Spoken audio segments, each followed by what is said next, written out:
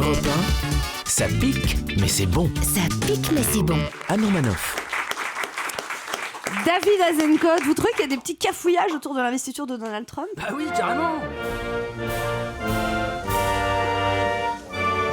Bien sûr, il y a des cafouillages. Alors par exemple, dimanche soir, la droite française s'est affolée sur Twitter, vous l'avez peut-être vu. D'Éric Ciotti à Thierry Solaire ont reproché à François Hollande de ne pas envoyer de délégation à Washington. Et ah ouais, bah alors ça pour envoyer Ségolène chez Castro, il y a tout ce qu'il faut, mais pour aller chez Trump, il n'y a personne. Voilà. Alors le problème, c'est que comme l'a rappelé notre ambassadeur à Washington, aucun pays n'envoie jamais de délégation à l'investiture. Alors là, tout le monde a bien fermé sa gueule. Ah non, mais on m'avait pas dit. Mais enfin, Martine, les fiches, c'est vous qui les faites. Oh là là, c'est le bordel.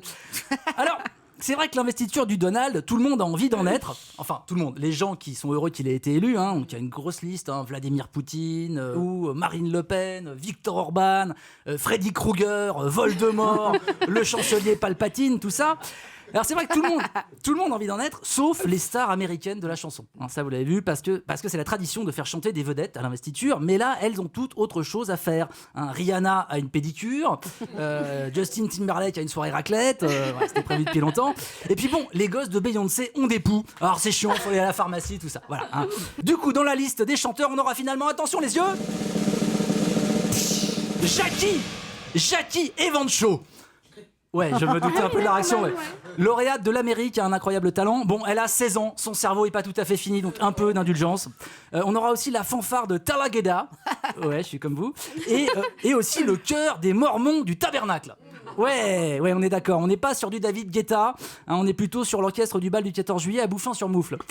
Alors, pour chanter l'hymne national, il y aurait bien Chuck Norris, soutien inconditionnel de Donald Trump depuis le début. Mais bon, Walker Texas Ranger à la chansonnette, on est d'accord, c'est comme Willy Revelli à la tête d'une compagnie de CRS. Voilà. Chargez. Non, ça le fait pas. Ou Christine Bérou à chasse, pêche, nature et tradition. Voilà, tu ferais des câlins aux sangliers, c'est un coup à se faire bouffer la gueule.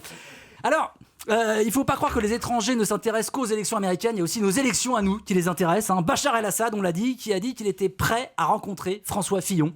On pourrait organiser un rendez-vous, Fillon pourrait lui donner un de ses sourcils, histoire que Bachar ait enfin une vraie moustache, c'est pas mal.